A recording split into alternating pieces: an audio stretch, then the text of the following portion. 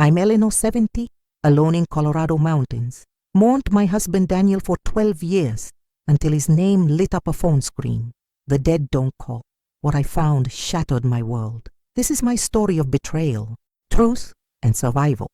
In Silver Ridge, the wind howled through the pines of Silver Ridge like an ancestral lament. March's snowstorm covered the Colorado mountains with a white, implacable blanket. Transforming the landscape into a frozen desert, Eleanor Whitlow stood on the porch of Red Willow Estate, her wrinkled fingers clutching a teacup that had gone cold long ago, her blue eyes still bright despite 70 years. Fixed on the horizon where the road disappeared between the firs. It was Thursday. Caleb always came on Thursdays. The sound of an engine broke the silence. The black SUV emerged from the fog like a mechanical ghost. Eleanor felt her heart accelerate, not with joy, but with an anxiety she couldn't name. Something was different, something was wrong. Caleb descended from the car, little Oliver running ahead with the tireless energy of a 6-year-old. But her son-in-law, Eleanor knew that face. She knew every line, every shadow, and today there was something dark in those green eyes. Mrs. Whitlow! Oliver jumped into her arms, his face rosy from the cold. I brought drawings for you. How wonderful, my treasure. Eleanor hugged her grandson, but her eyes didn't leave Caleb. Come in, it's freezing. Inside the house, the warmth of the fireplace contrasted with the ice outside. Caleb seemed restless, his hands absently touching objects on the sideboard. Margaret's framed photo, her music box, the porcelain vase. Eleanor watched every gesture, filing away each tell. Then it happened. Caleb's phone began vibrating on the oak sideboard. The sharp sound echoed through the room like a fire alarm. Eleanor was closer. Her eyes fell automatically on the illuminated screen. The world stopped. Daniel Keaton, the name read. The photo showed a man in his early 50s, brown hair still without gray strands, a wide, genuine smile.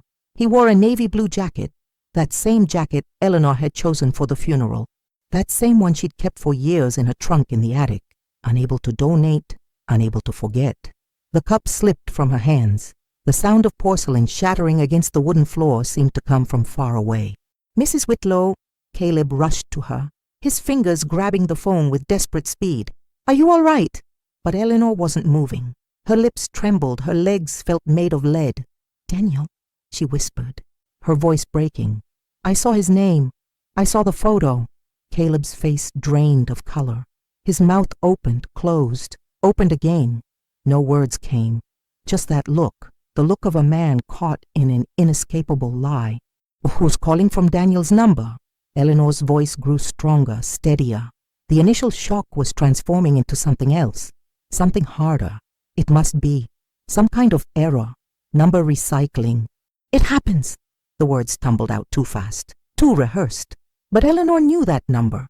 She'd memorized every digit during 23 years of marriage. She could still dial it with her eyes closed.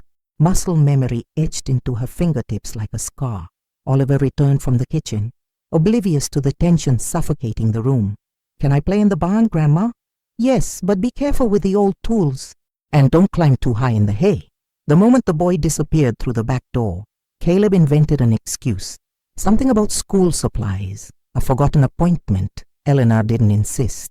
But her eyes tracked him like a hawk. He avoided her gaze, grabbed Oliver's hand, left far too quickly. Alone, Eleanor collected the porcelain shards. Her hands bled slightly. She didn't notice.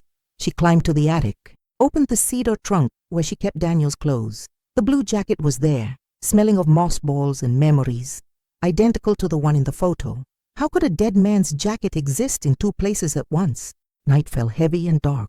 Eleanor sat in the darkness of the living room, watching snow fall past the windows. Memories invaded like an army. Daniel spinning her in the kitchen to country music. Daniel teaching Margaret to ride a bicycle. Daniel promising forever at the altar of a small Denver church. The wind outside seemed to carry voices, or maybe it was just her mind, finally fracturing under the weight of impossibility.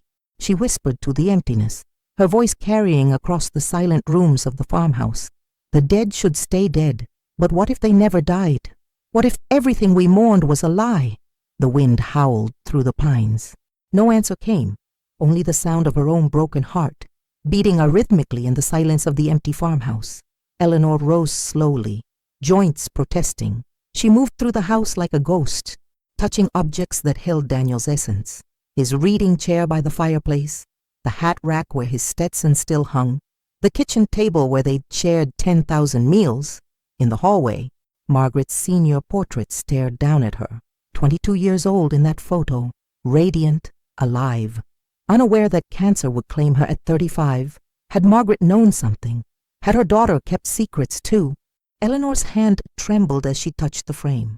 "Did you know, baby girl? Did you know your father might still be breathing while I died inside?" Upstairs, she stood in the bedroom doorway. Their bedroom. The bed was still made on both sides, though only one had been slept in for 12 years. She'd never been able to bring herself to claim the whole mattress, to acknowledge the permanence of his absence. She lay down on Daniel's side, pressed her face into his pillow. After 12 years, it no longer smelled like him, just detergent and time. But she could remember the scent of his skin, soap and leather, and something uniquely him, the weight of his arm around her waist, the sound of his breathing in the dark. "Where are you?" she whispered into the darkness. "Are you out there somewhere, thinking of me? Or did you forget me the moment you disappeared?" Sleep didn't come. She watched shadows move across the ceiling as clouds passed over the moon. Somewhere in the house, a floorboard creaked, the furnace kicked on with its familiar rumble, normal sounds.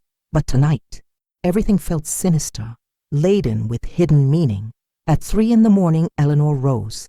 She went to the study, turned on the old desktop computer Margaret had insisted she get, searched for number recycling and deceased person's phone number. The articles confirmed what she already knew.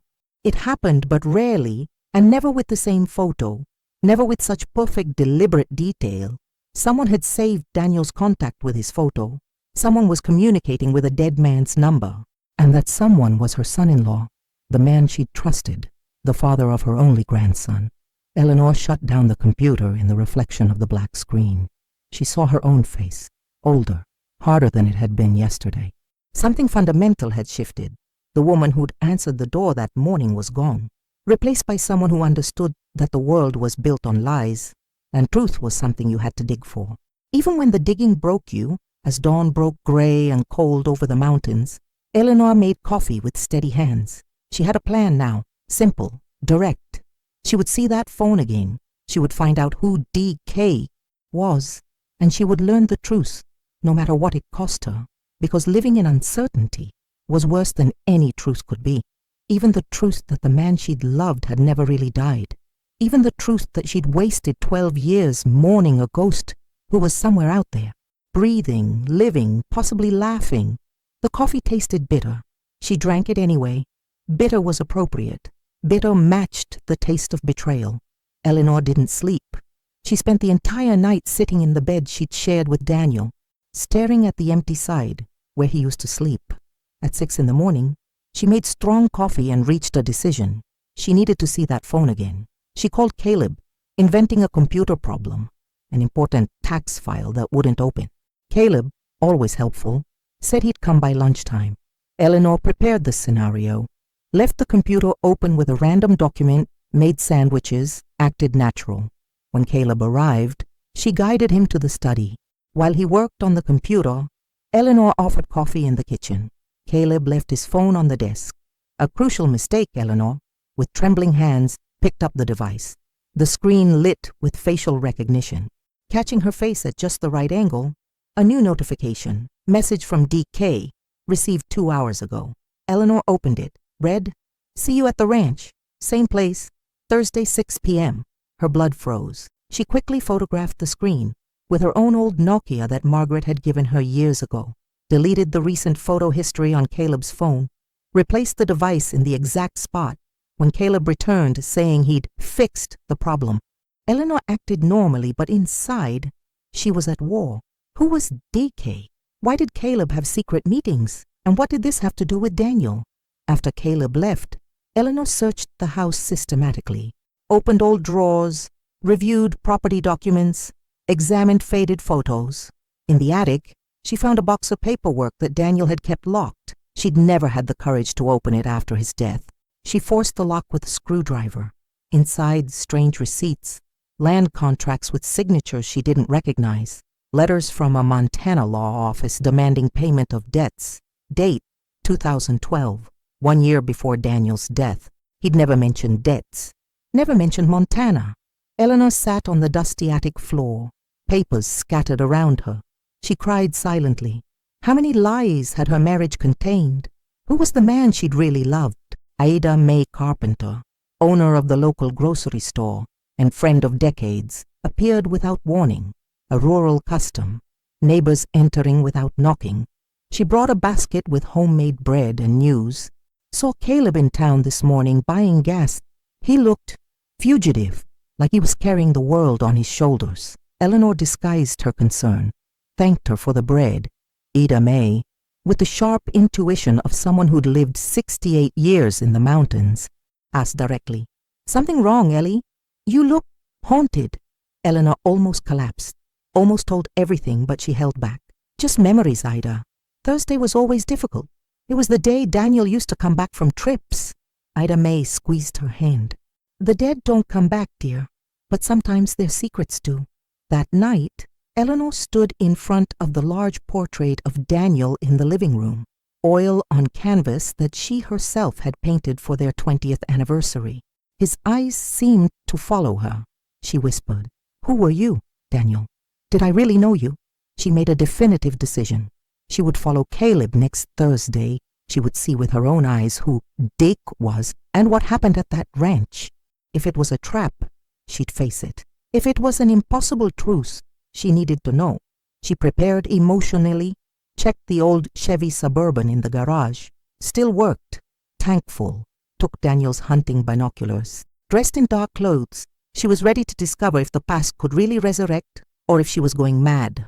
From loneliness and longing, Eleanor spent the week in a state of heightened awareness, every sense sharp as broken glass.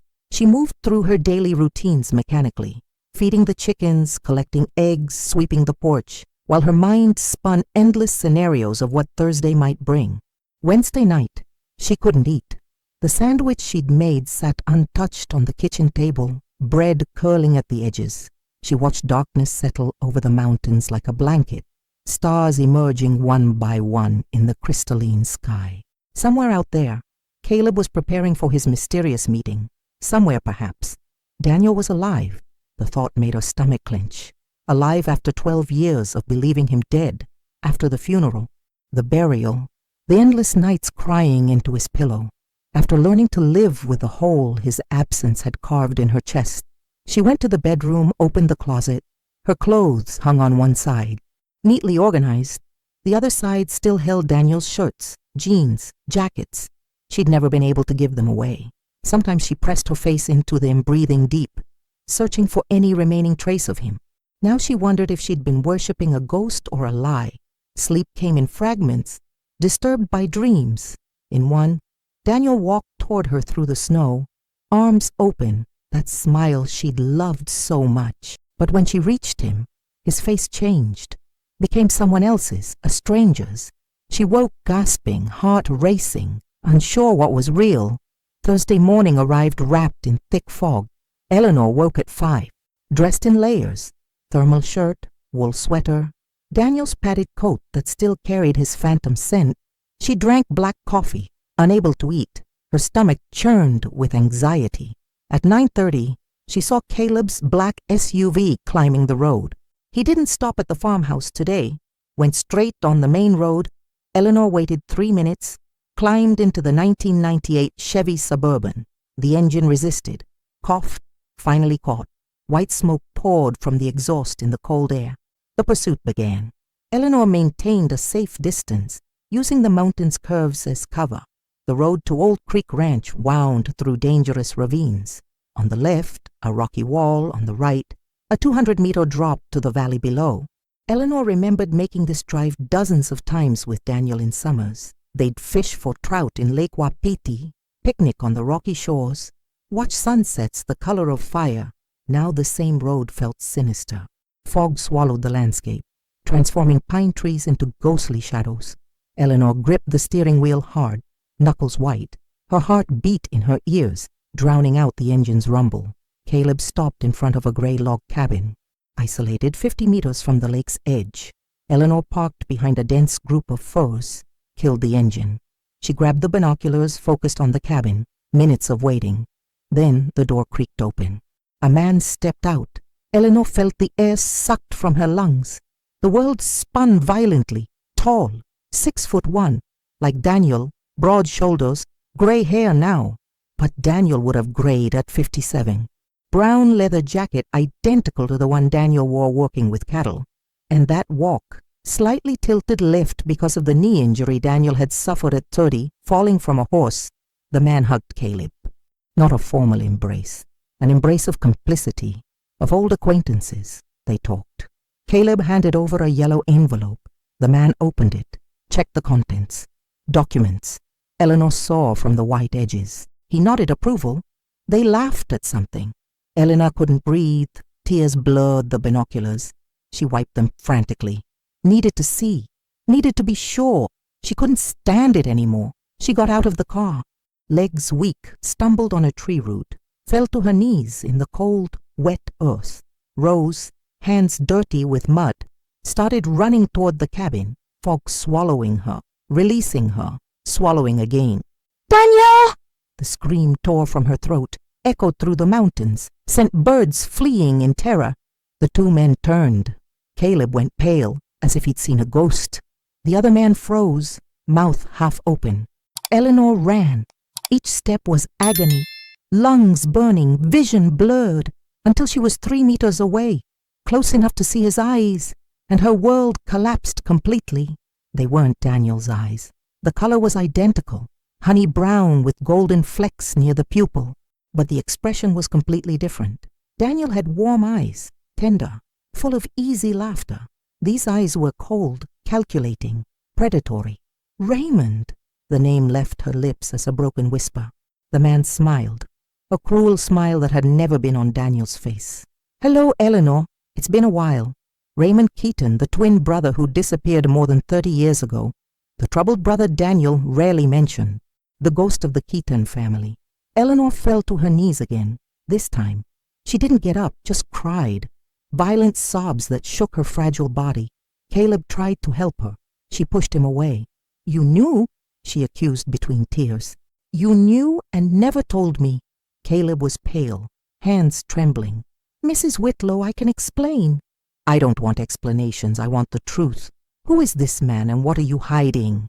Raymond crouched down. Got to her level. The smell of tobacco and cheap whiskey emanated from him. "The truth, sister-in-law, is that your precious Daniel wasn't the saint you think, and I'm here to collect the debts he left behind." Eleanor looked into his eyes, so similar and so different, and understood that her life would never be the same. The mountain air cut like knives. Eleanor's breath came in ragged gasps, visible in the cold. Raymond stood slowly, towering over her kneeling form. His face was Daniel's face, aged and weathered, but the cruelty in it was entirely his own. "Get up, Eleanor. Dignity doesn't suit the ground." She found her feet somehow, though her legs threatened to buckle. Caleb reached out to steady her. She jerked away from his touch as if burned. Don't you dare touch me. Mrs. Whitlow, please. I need to explain." "Explain." Her voice rose sharp and brittle. "Explain why you're meeting secretly with a man who's supposed to be gone. Explain why my dead husband's name is in your phone. Explain any of this." Raymond lit a cigarette, the flame from his lighter briefly illuminating features that were devastatingly familiar.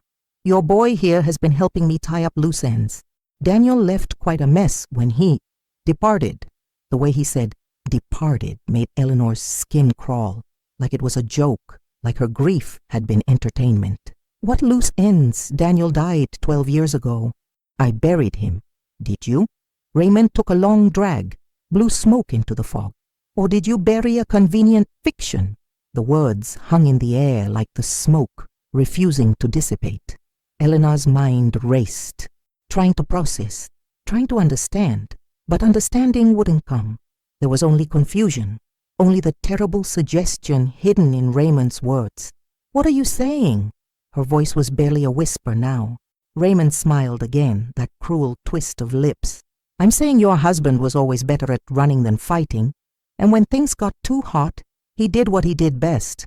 No, Eleanor shook her head. No, Daniel died in a car accident. The sheriff confirmed it. There was a body so burned it was unrecognizable. Raymond interrupted. Convenient, wasn't it?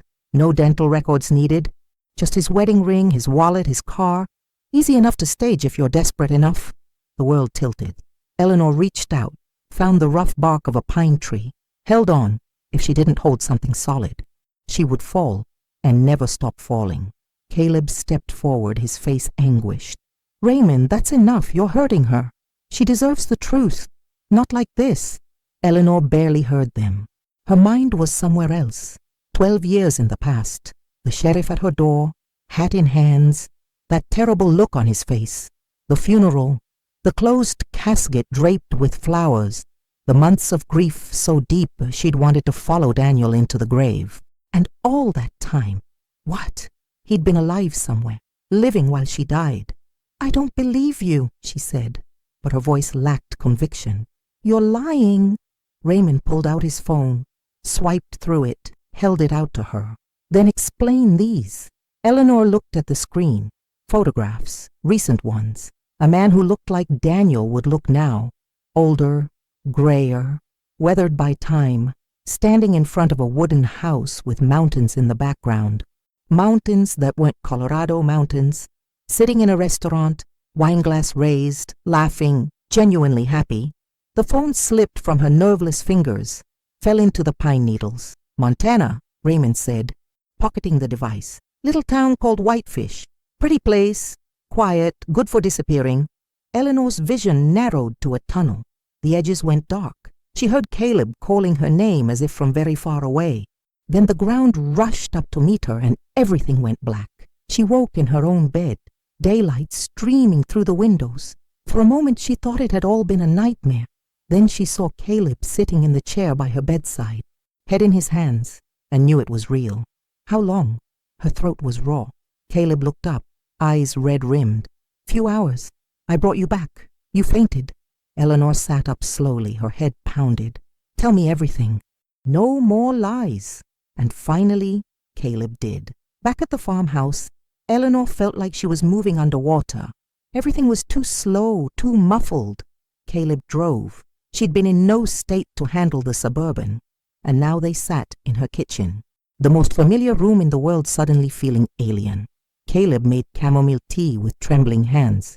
Eleanor sat motionless at the table, staring at nothing.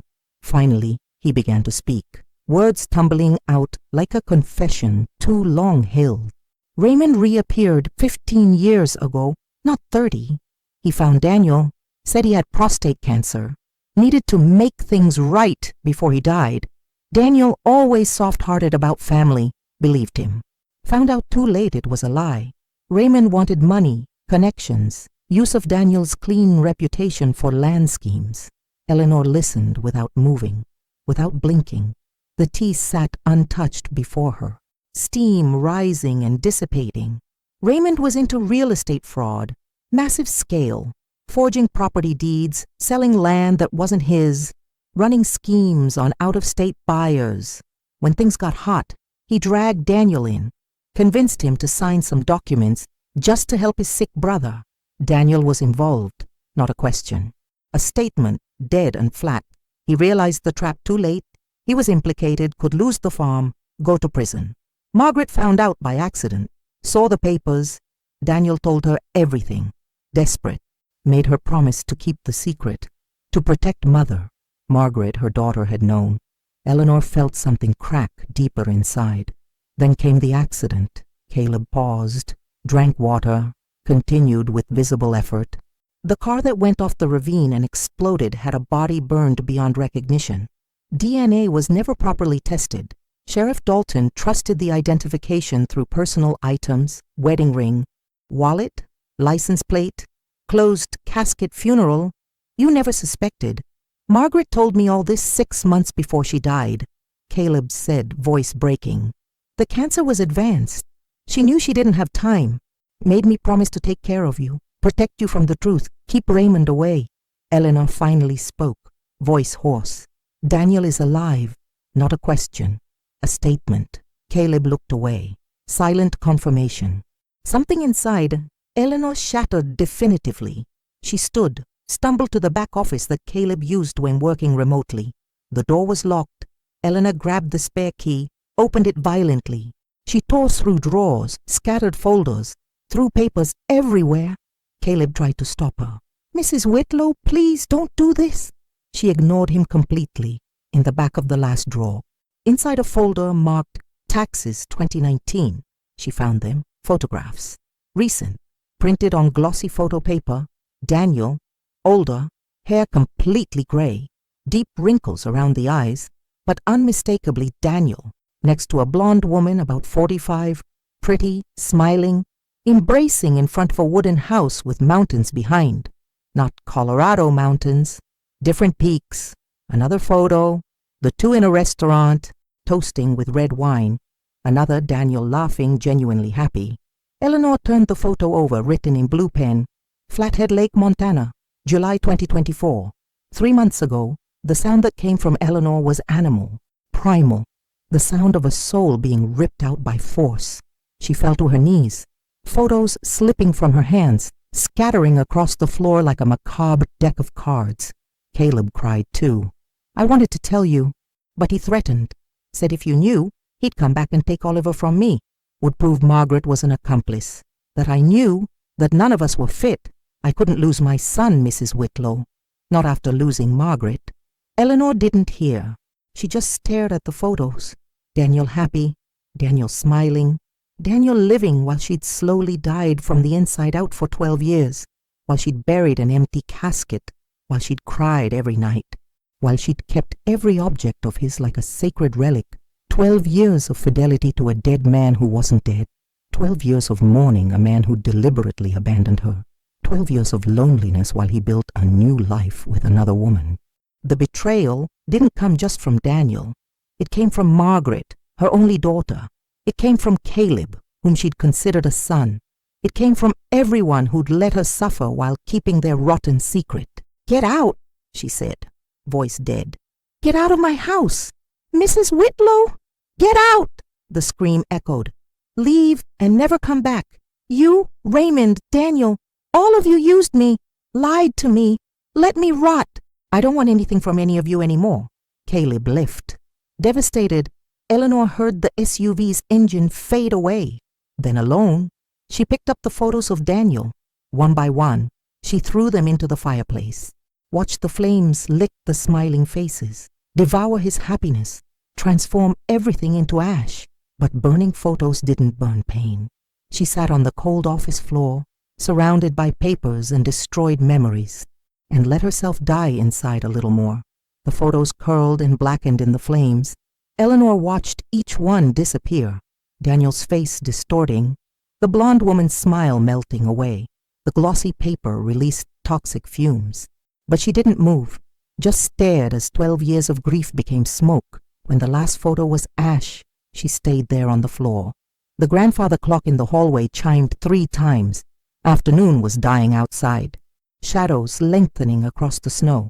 She should get up, should eat something, should do any of the 1,000 things that constituted living, but she couldn't remember how to live. She'd forgotten somewhere between seeing his name on that phone and burning his happy face in the fire. The house settled around her with its familiar sounds, floorboards creaking, wind rattling the windows, the furnace kicking on, sounds she'd heard 10,000 times, but tonight they felt like company. The house breathing, alive in a way she no longer was. Eventually, she made it to her feet, moved through rooms like a ghost. In the kitchen, the sandwich from 3 days ago still sat on the counter, bread hard as stone now. She threw it away, the motion mechanical, rinsed the plate, dried it, put it back in the cupboard.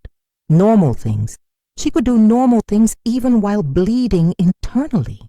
Night came fully dark. Eleanor didn't turn on lights. She navigated by memory, knowing every corner, every obstacle. In the living room, Daniel's portrait watched her from the wall. In the darkness, she couldn't see his features clearly, just the outline of his face, the suggestion of his smile. She stood before it, neck craned back, studying the man she'd thought she knew. I painted you, she whispered. Spent 3 months getting every detail right, the exact color of your eyes, the way your hair fell across your forehead, that scar on your jaw from the barbed wire. I knew every inch of you, or I thought I did. The paint Daniel didn't answer, just smiled, his forever smile, eternally pleased, eternally lying. Who were you? Did I ever really know you? Or was I in love with my own invention, my own fantasy of who I needed you to be? Still no answer. The dead, and the living pretending to be dead, kept their secrets well. Eleanor sank into Daniel's armchair, the leather cracked and worn. She curled up small, knees to chest, and finally she let herself feel it all. The betrayal, the waste, the absolute destruction of everything she'd believed about her life. Grief, she'd learned after his death, came in waves. You'd be fine, managing, coping, and then it would hit you like a tsunami, drowning you in sorrow so deep you couldn't breathe. She'd learned to swim in those waves, to surface eventually, to keep going. But this wasn't grief. This was something else, something worse. Grief was clean in its way, painful but honest. This was contaminated, poisoned, every memory now suspect, every moment of happiness now revealed as built on lies. Had he loved her at all, or had she been convenient, a cover, a respectable front for whatever darkness he'd been tangled in? The questions circled like vultures, but no answers came. Just the darkness and the cold, and the terrible weight of not knowing what was real. Dawn came eventually, as it always did. Eleanor woke in the chair, neck stiff, body aching. For a moment she didn't remember. Then it crashed back, and she wished she could return to sleep, to oblivion, but she couldn't. Life, cruelly, continued. The chickens needed feeding. The fire needed tending. The world kept turning, even when yours had stopped. She moved through Friday mechanically, scattered feed, collected eggs, split wood for the fireplace, physical labor that required no salt, just movement. Her body knew these rhythms even when her mind was shattered. Saturday came the same way, and Sunday, Eleanor existed in a gray fog, doing what was necessary, feeling nothing. Monday morning, she heard a car engine, ignored it, but then came knocking, persistent, refusing to be denied.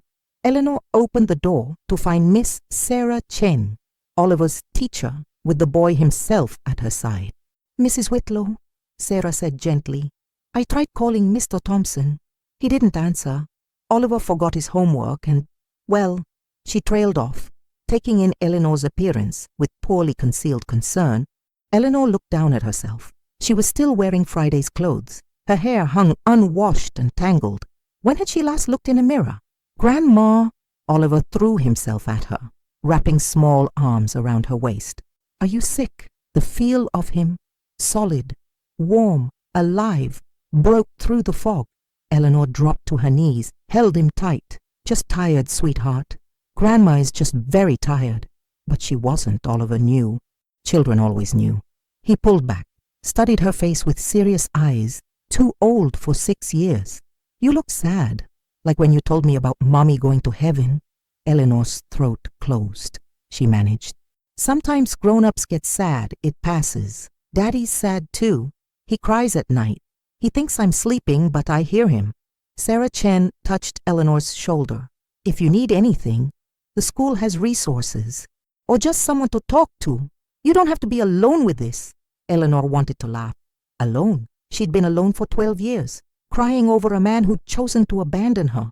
What was more alone than that? But she just nodded, thanked Sarah, sent Oliver off with promises to see him soon, watched them drive away, the boy waving from the back window. Back inside, she looked at herself in the hall mirror. A haggard stranger stared back, 70 years old but looking 80, hollow-eyed, gaunt, broken. She thought of Oliver's drawing, the one he'd shown her weeks ago. 4 stick figures holding hands. Him, Caleb, Eleanor, and Mommy in heaven. The family he still believed in. That little boy didn't deserve this. Didn't deserve to lose his grandmother on top of everything else he'd lost. She'd promised Margaret she'd be there for him. Promised her dying daughter that promise at least she could keep. Eleanor ran a bath, washed her hair, put on clean clothes, made herself eat toast and tea, even though it tasted like ashes. These were the movements of living.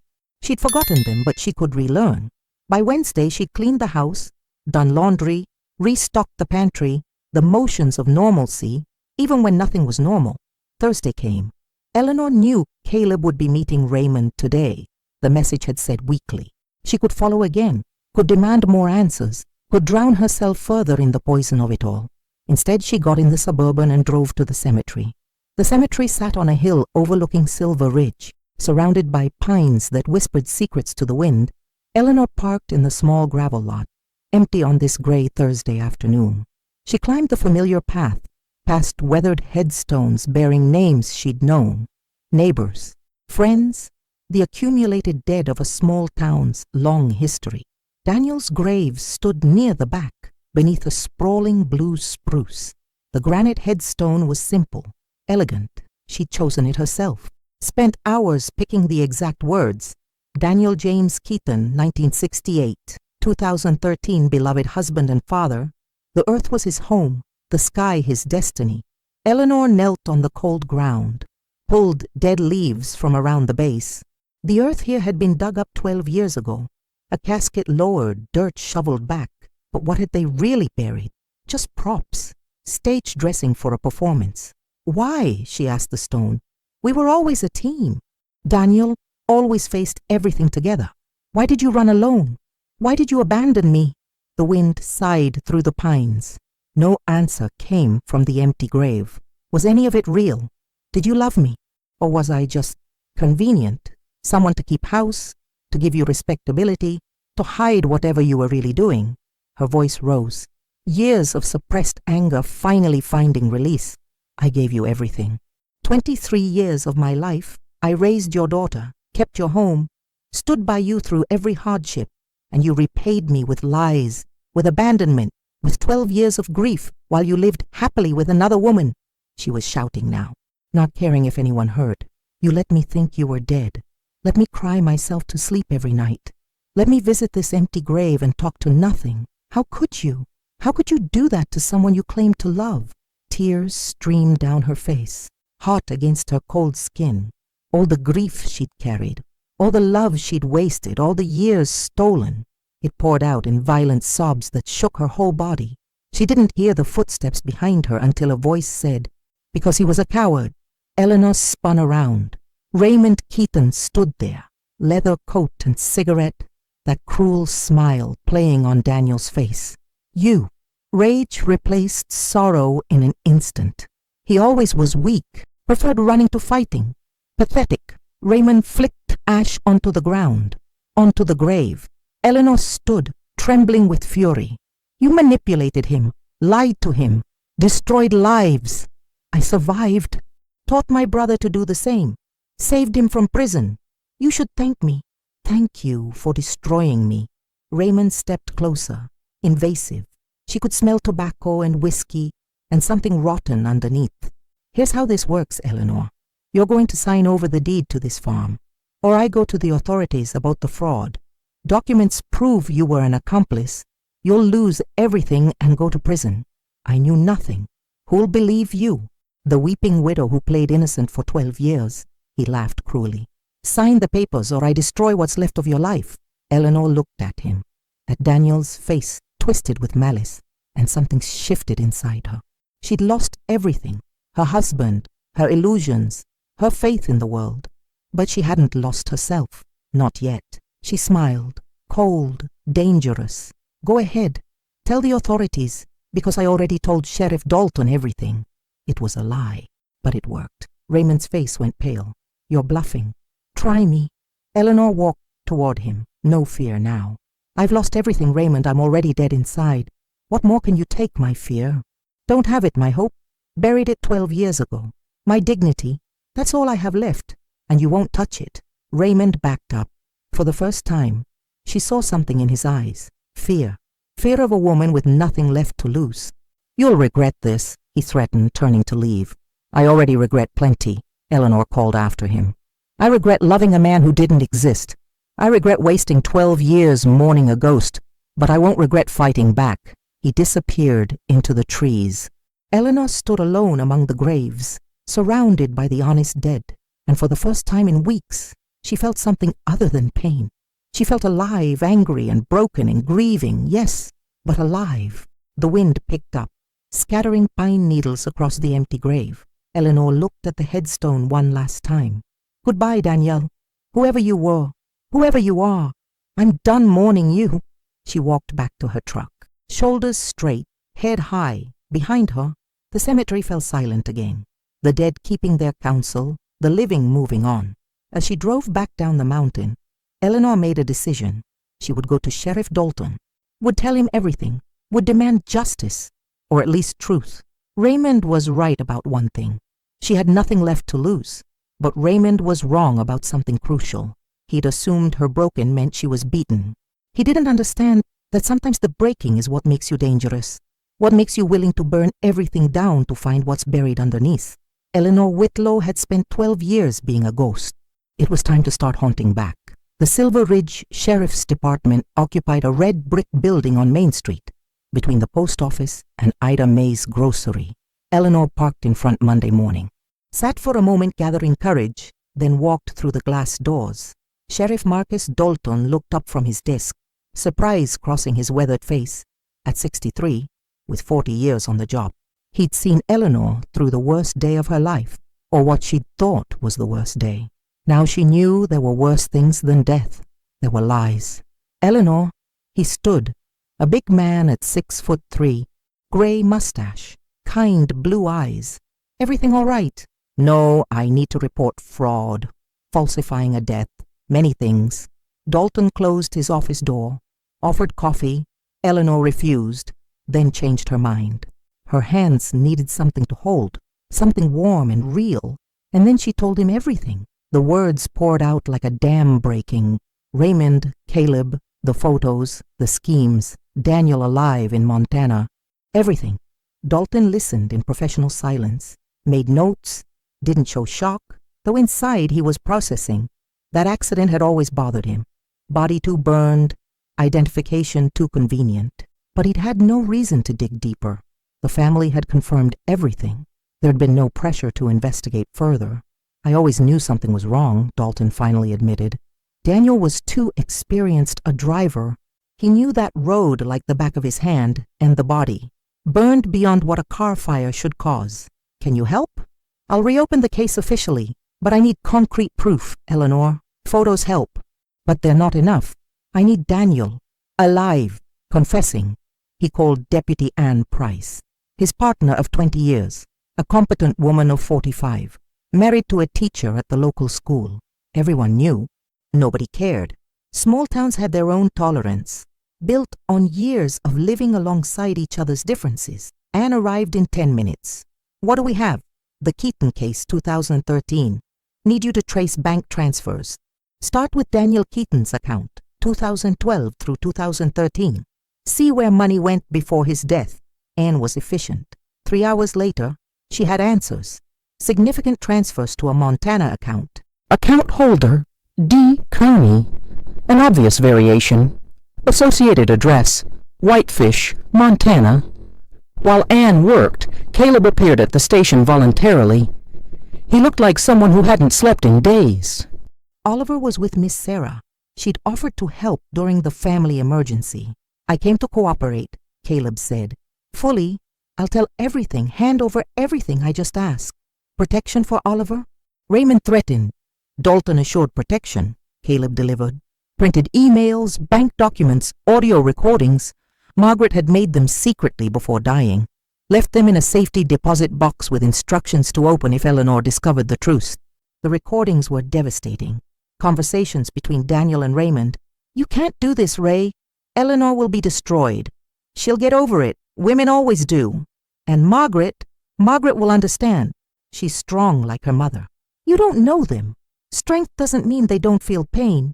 "Then let her feel it, because if you don't disappear, I guarantee she'll feel worse. Creditors will take the farm.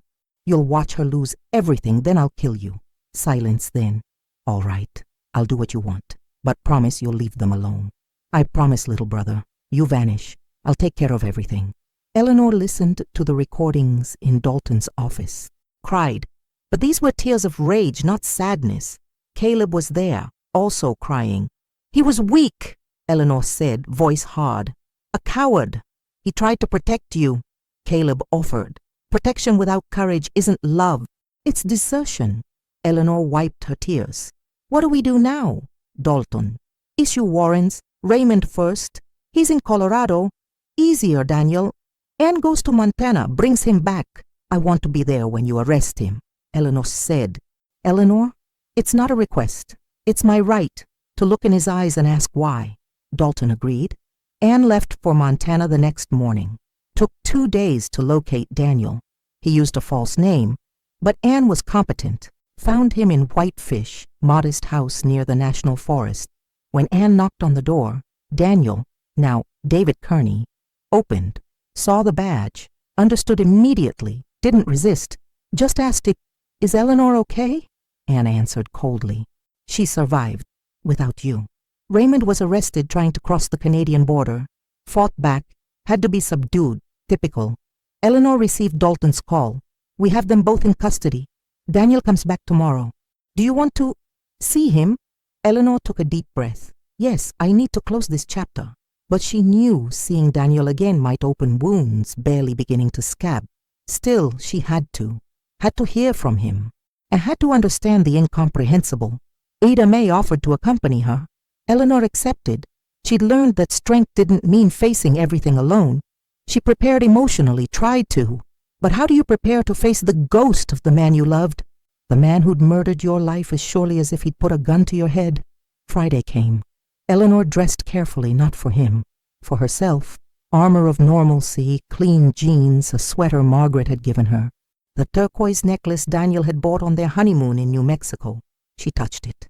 Wondered if even that memory was poisoned. Ada May picked her up at 10, squeezed her hand as they drove to the station. "You're the strongest woman I know, Ellie." "I don't feel strong. Strength isn't feeling fearless. It's being terrified and doing it anyway." At the station, Dalton met them.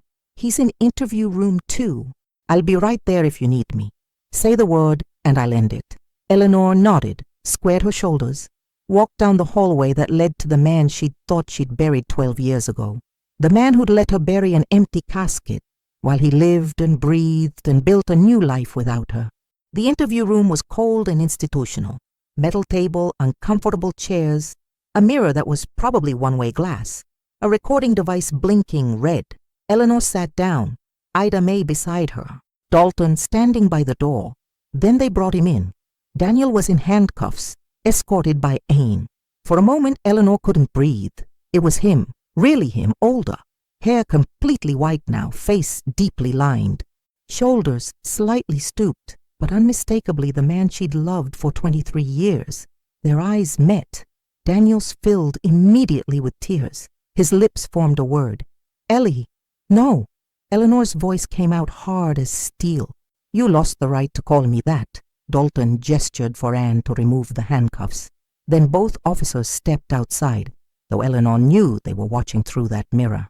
Ida May squeezed her hand once more, then followed them out, leaving Eleanor and Daniel alone, separated by a metal table and 12 years of lies. Silence stretched for a full minute. They studied each other across the divide. Eleanor saw guilt etched into every wrinkle on his face. Daniel saw something harder in her eyes, something that hadn't been there before. "Did you love me?" Eleanor asked, finally. Direct, no preamble. Daniel closed his eyes, a tear tracked down his weathered cheek. "More than my own life." "Liar." Eleanor slammed her hand on the table. "If you loved me, you would have stayed. We would have faced it together. We were always a team, Daniel. Always. Raymond was going to kill all of us. You don't understand what kind of man he is. And you think living without you didn't kill me." The scream tore from her throat. "I died that day. Every day of these 12 years has been agony. And you were happy with another woman, building a new life while I rotted." Daniel sobbed openly now. "I tried to forget, tried to move on, but I never could. Every day was remorse, guilt, but not enough remorse to come back. Not enough guilt to tell me the truth." Eleanor leaned forward. "You know what hurts most, Margaret. Our daughter carried your secret, died carrying it. The cancer killed her body, But you killed her spirit. Daniel collapsed, face in his hands, shoulders shaking. Eleanor felt no pity. 12 years of grief had hardened something essential inside her. Why Montana? Why that woman? Daniel breathed shakily. Rachel was a therapist. Helped me when I was lost. It was never love like ours. Just companionship. Someone who didn't know my past. Convenient. Starting over without baggage. It wasn't like that. I loved you. Still love you. No. Eleanor stood. Love doesn't abandon. Love doesn't run. Love faces things. You didn't love me, Daniel. You used me as an excuse for your cowardice. Daniel tried to reach across the table. Eleanor jerked back as if his touch would burn. There's something I need to know. Was the accident real or staged? Daniel paused, took a deep breath. Staged. Raymond got a body from the morgue through his contacts. We put it in the car. I pushed it off the ravine myself, watched it burn. The cold cruelty of the plane stole Eleanor's breath. And you lived with that, knowing I was crying over a lie. Every day was hell. Good. Eleanor walked to the door, turned one last time. I hope your hell is eternal because mine was. Eleanor, please. Is there anything I can do? Any way to make this right? She looked at him.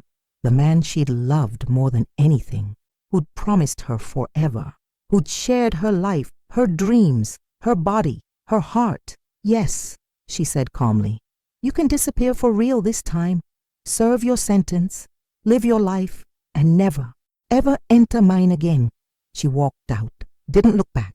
In the hallway, she collapsed into Ida May's arms, crying violently. But these were final tears. Last tears. After these, there would be no more. Dalton offered water. You were incredibly strong. It wasn't strength. It was survival.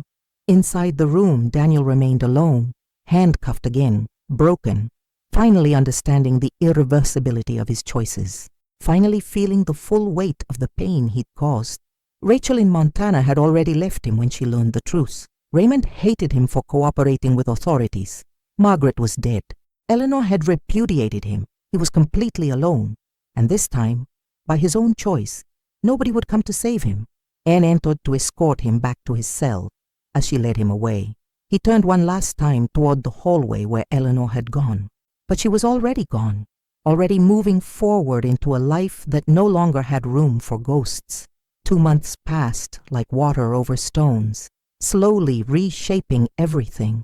November brought heavy snow to Silver Ridge. The trials happened at the district courthouse, 2 hours away in the larger city. Raymond went first. Charges: first-degree fraud, document forgery, extortion, conspiracy. Evidence was overwhelming. He showed no remorse, only rage at being caught. Sentenced 15 years in state prison. No possibility of parole. Before 10, Daniel was tried 2 weeks later. Charges: fraud, faking his own death, tax evasion, abandonment because he'd cooperated fully. The prosecution offered a deal: 5 years, possibility of parole after 3 with good behavior. Eleanor didn't attend either verdict, heard the news through Dalton by phone, felt empty, not satisfied. Justice had been served, but it didn't fill the hole in her heart. Caleb visited, bringing Oliver, first time in months. Oliver ran to hug her. Grandma, I missed you so much. Eleanor picked him up. He was getting too big, but she managed. I missed you too, my treasure. Grandma was sick, but she's getting better. Caleb waited nervously. Eleanor finally looked at him. Want coffee? It was unspoken forgiveness. Caleb understood. Tears shone in his eyes. Please. In the kitchen, while Oliver played with toy trucks on the floor, Caleb spoke. I know I don't deserve forgiveness. I lied, hid things, was a coward. You tried to protect your son, Eleanor replied. As a father, I can't blame you for that. Margaret would have my head if she saw how I hurt you. Margaret would understand. She always understood. Eleanor paused. Caleb, you're human. You made mistakes, but you carried burdens that weren't yours. Tried to honor impossible promises. That counts. Caleb cried openly. Eleanor hugged him. First physical touch between them since the revelation. It was real reconciliation. Can we try again, be family? Caleb asked. We always were family, we just got lost for a while. Oliver looked up. Grandma and Daddy are friends again.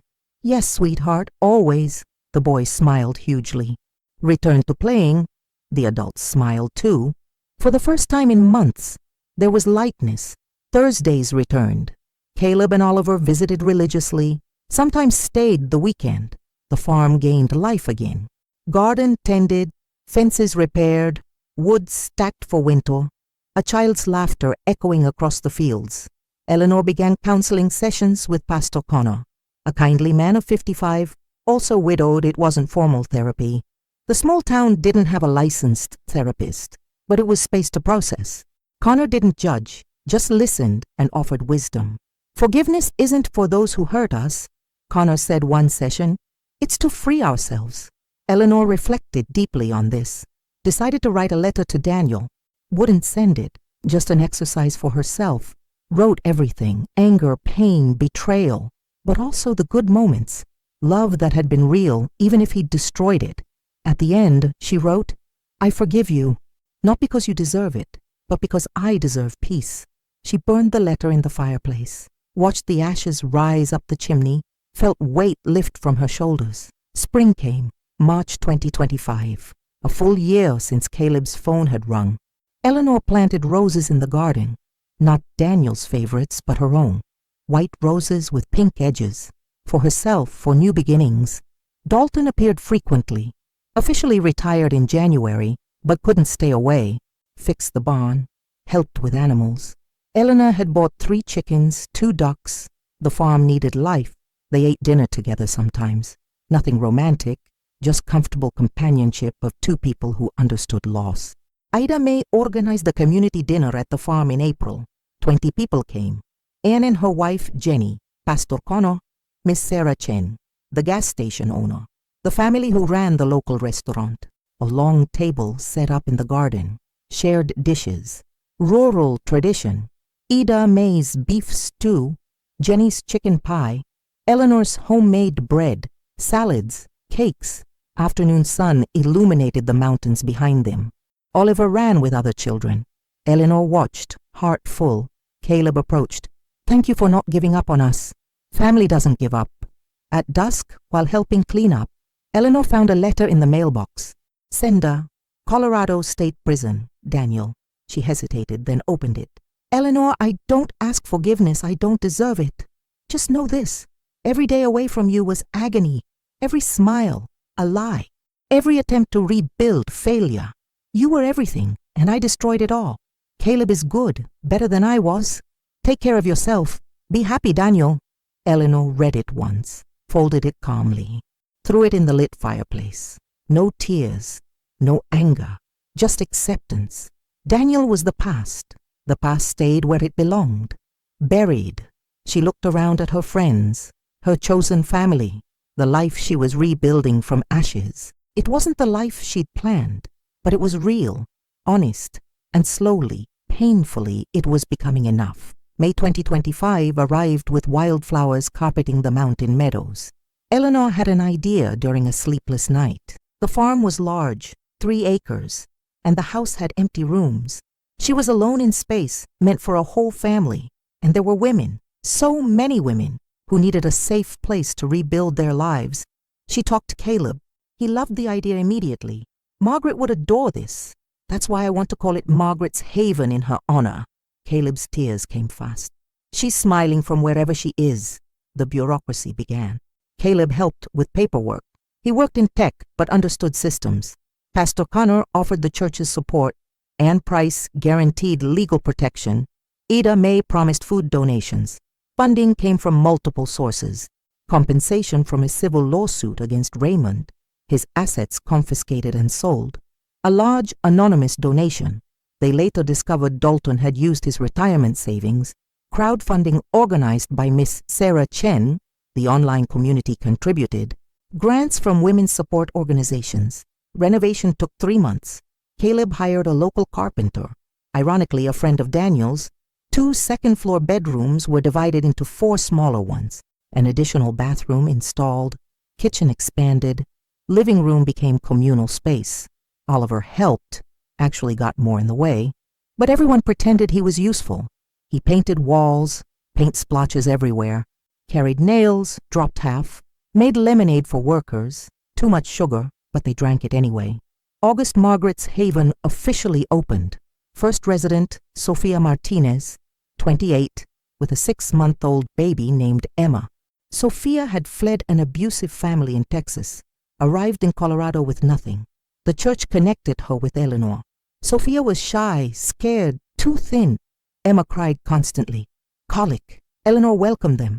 Here is safe. Nobody will hurt you. Stay as long as you need. First night, Sofia cried in her room. Eleanor heard, knocked on the door. Can I come in? Sofia opened, eyes red. I don't know how to thank you. You don't need to. Just heal. Rebuild yourself. When you're ready, help another woman. That's how the chain continues. Eleanor taught Sofia about farm work, caring for chickens, planting vegetables, mending fences. Physical labor helped process trauma. Sofia gained weight, smiled more. Emma stopped crying so much. Oliver fell in love with Emma, treated her like a living doll, brought toys, made faces to make her laugh, read books. He was still learning, so mostly invented stories looking at pictures. Sofia watched with gratitude. Her daughter would have a model of male kindness, September 2nd resident Keisha Washington, 35, recent widow, husband died in a workplace accident. 2 children, Jamal, 7, and Aisha, 4, lost her apartment, was sleeping in her car. Eleanor offered the larger room. Keisha was proud, reluctant. I don't want charity. It's not charity, it's community. Would you stay in the car through winter with children? Keisha yielded. The children explored the farm fascinated. They'd never seen real chickens. Cows. So much open space. Oliver became their tour guide, showing everything with exaggerated childhood importance. October 3rd, resident Liu Chen, 42, escaped from a forced arranged marriage, came from China 5 years ago, didn't speak English perfectly. Her husband's family threatened her. Anne Price ensured legal protection, restraining order, frequent patrols at the farm. Liu was quiet. Hard-working, cooked wonderful Chinese dishes everyone devoured. Taught Eleanor and Sofia to make dumplings. An entire afternoon laughing, flour everywhere. The farm became a real home. Evenings had communal dinners. Each woman cooked one day. Children played together. Women shared stories, pains, hopes. Eleanor wasn't just the owner. She was matriarch, mentor, surrogate mother. Dalton came by daily now, officially checking security, really. He felt useful, liked the atmosphere, had a reason to wake up in the morning. He and Eleanor developed a routine. Coffee together at 6 a.m. He fixed what had broken. She cooked lunch. They talked about everything and nothing. It wasn't young, passionate romance. It was mature companionship. 2 people who'd suffered found comfort in each other, decided to walk together without hurry or expectations. One evening, sitting on the porch, watching the sunset, Dalton commented, "You transformed pain into purpose."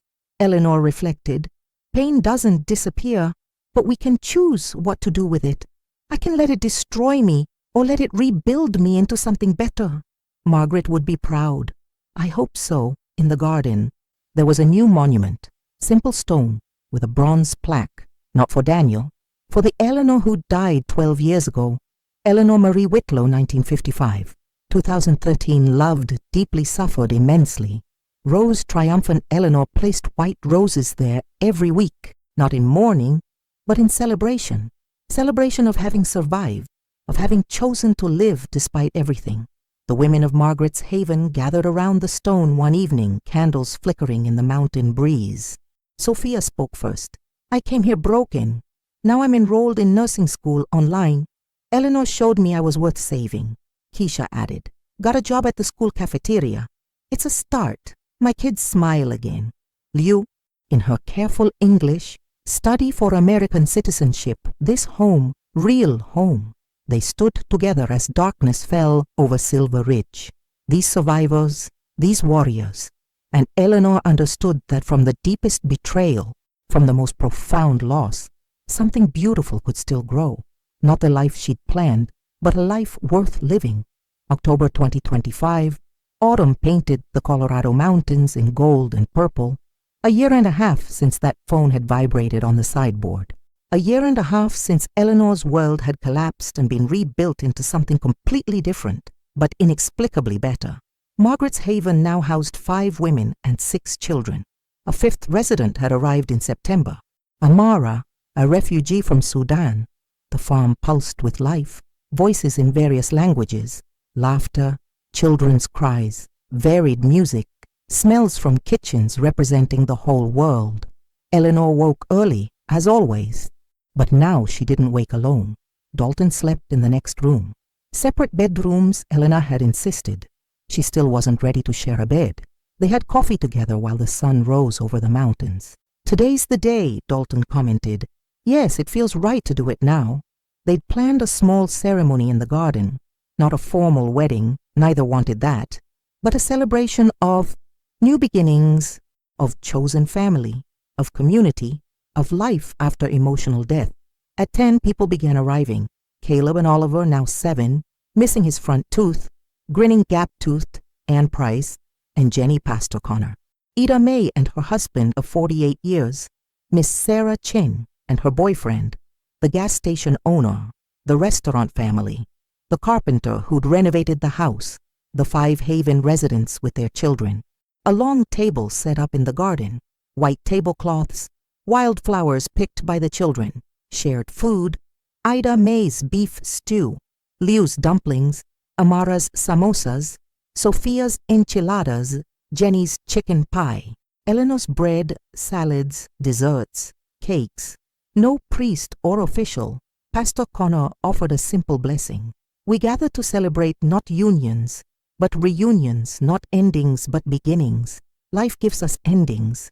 It's up to us to create new beginnings." Dalton made a short speech, voice thick with emotion. "I lost my wife 15 years ago. Thought loneliness would be my permanent companion. But Eleanor showed me second chances exist, not to replace what we lost, but to honor it by living fully."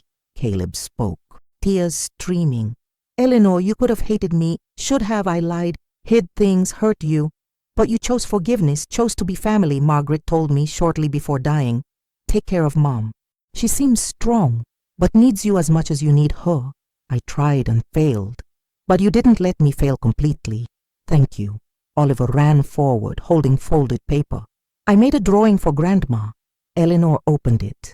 Family, but not 4 stick figures like a year ago. 17. All the residents, all the children, Caleb, Dalton, Ada May, everyone under a bright yellow sun, title, written in crooked letters. "My giant family." Eleanor couldn't contain tears. She hugged her grandson. "It's perfect, my love, perfect." Sophia asked to speak, timid. "When I came here, I was broken, scared, without hope. Eleanor gave me shelter, food, work, but more than that. She gave me dignity, showed me I was worth saving, started online nursing courses last month. I'll graduate in 2 years. I'll help other people, like she helped me." Other residents shared their progress too. Keisha got a job at the school cafeteria. Liu was studying for American citizenship. Amara taught traditional Sudanese dance to local children. Eleanor finally spoke. 12 years ago, I buried an empty casket thinking I was burying my life. Actually, I only buried one version of it, a version based on a lie. I lost the husband I thought I knew, lost my daughter who tried to protect me, suffered betrayals that almost destroyed me. She paused, looked around. But today, I have family bigger than blood. I have purpose greater than survival. I have love that doesn't depend on one person, but grows from community, Margaret always said. Mom, you're strong as a mountain. I didn't believe it. But mountains don't break. Mountains rise through pressure and time. And here I stand, risen. Applause, embraces, children running, food served. The afternoon progressed in conversations. Laughter, music. Someone had brought a guitar. Sun traveled across perfect blue sky. At dusk, Eleanor stood alone on the porch for a moment. Oliver was sleeping in her lap, exhausted from playing. Dalton joined her, covered the boy with a blanket, sat beside them, comfortable silence, the kind that only exists between people who don't need to fill emptiness with words. Happy, Dalton asked. Eleanor thought, really thought, yes, different from what I planned. Nothing like I imagined, but happy. Good, Marcus. Yes, thank you for staying. There's nowhere I'd rather be. Eleanor watched the mountains gilded by the setting sun, watched the farm full of life, watched Oliver sleeping in absolute peace in her lap, watched Dalton beside her. Solid and reassuring, she whispered to herself, but the wind carried the words to the universe. The dead should stay dead, but the living must learn to live again. And I learned, finally, I learned. If this story of resilience and second chances touched your heart, consider how betrayal can transform into strength. Which moment resonated most with you? Share this with someone who needs to remember that new beginnings are possible at any age, and that chosen family can be just as powerful as blood. Eleanor Whitlow. In the mountains of Silver Ridge, where winter always ends and spring always returns,